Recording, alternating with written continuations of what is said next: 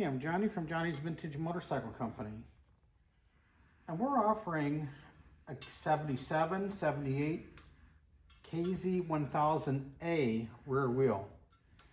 Now if you look at the chrome here on the side, this is nice. Nice chrome.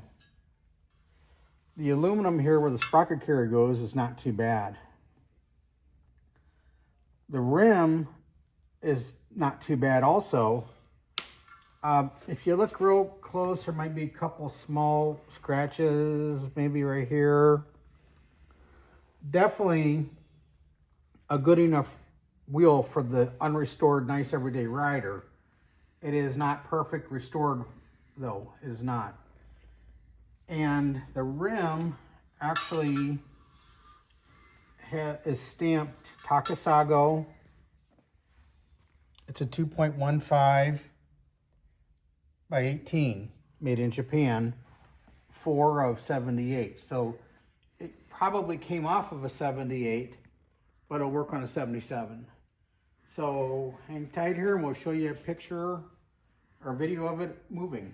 Thanks. We'll see how it spins. Definitely good enough for an unrestored everyday rider. We also can hook you up with tires or whatever you want. All right, thanks.